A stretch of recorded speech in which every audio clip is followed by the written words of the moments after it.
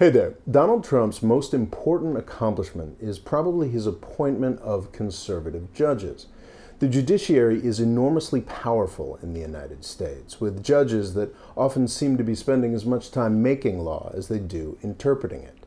The 158 judges that Trump has appointed to the federal bench are the reason that his Christian followers can justify supporting a president that has neither values nor compassion.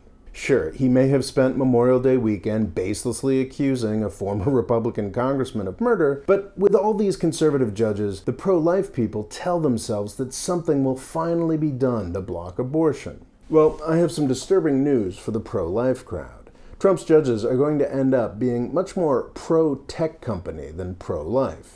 Don't get me wrong, these judges will chip away at abortion rights on the margins, which is a very bad thing. Women in the poorer red states are already having their rights to their bodies restricted through administrative bullshit, and Trump's judges will make sure that that chipping away continues. But I think the danger to Roe v. Wade, the landmark 1973 court case that guaranteed a woman's right to choose, is overstated.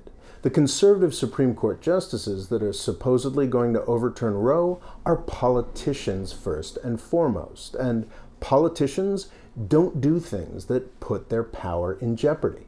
Allowing states to ban abortion is the kind of thing that would ignite a serious mass movement and could get the setup of the Supreme Court changed. Nothing in the Constitution guarantees that the Supreme Court has 9 judges. It's only the weight of tradition that keeps things this way. Overturning Roe v. Wade would probably mean the end of the Supreme Court as we know it, and I don't see justices like Roberts and Kavanaugh being willing to give up that kind of lifetime power for a brief victory for pro-life values. Also, abortion has been the keystone of GOP electoral strategy for decades. Struggling against abortion has given the Republicans a whole range of voters that would otherwise not have much of a reason to vote for the pro-business party of the rich. Actually winning the fight against abortion would be disastrous for the Republican Party. And there are so many more lucrative things for all these judges to do. The list Trump is working from was put together by the Federalist Society, one of the country's most powerful legal organizations. In March, the New York Times reported that 43 of the 51 judges that Trump has appointed at the appellate level are affiliated with the Federalist Society. Kavanaugh and Gorsuch, Trump's 2 Supreme Court picks, definitely are as well. The Federalist Society is relatively new, founded in the early 1980s with money from right-wing plutocrats like John Olin, Richard Mellon Scaife, and the Koch brothers.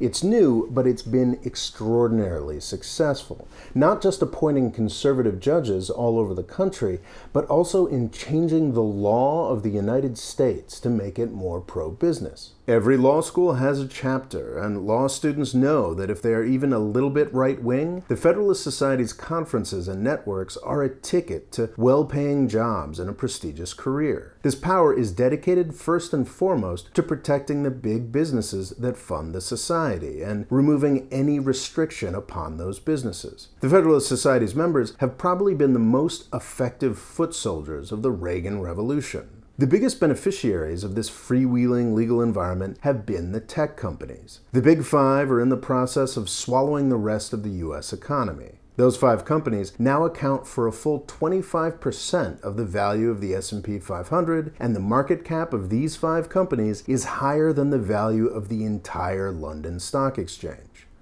This is an impressive success story, but it also represents a troubling concentration of power, the likes of which this country has not seen since the Gilded Age over 100 years ago. Back in the 1890s, the United States developed a new area of law to deal with this problem, known as antitrust.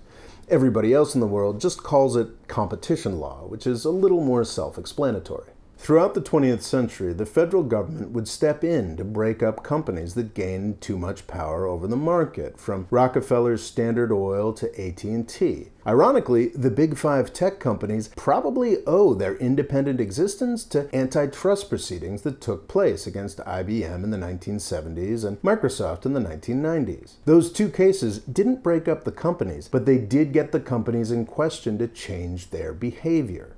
After 2 decades without much oversight, forces across the country are beginning to wonder whether it's time to give competition law another look.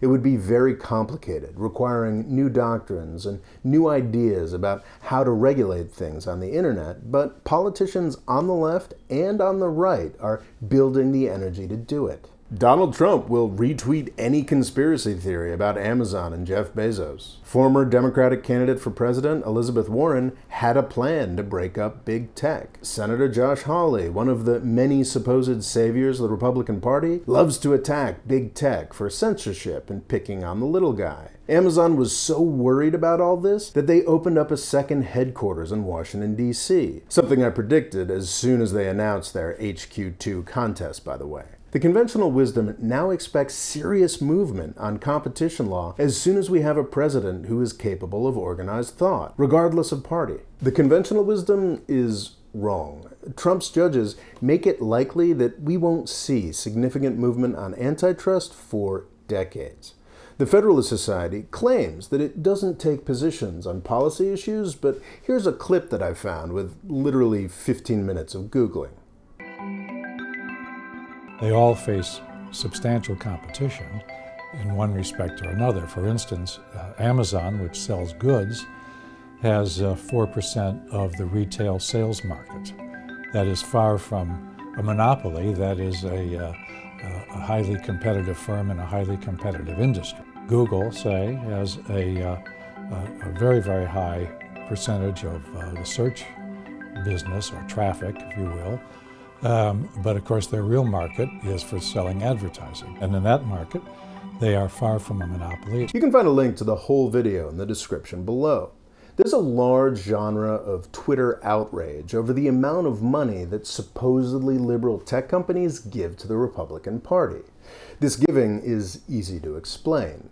Trump and his enablers claim that his judges are there to fight against abortion.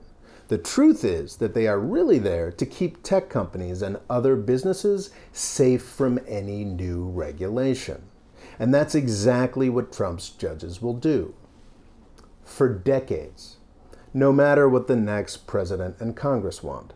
Thanks for watching. Please subscribe. And if you want a free essay on a completely different topic, you can click the link here to sign up for my email list. Thanks.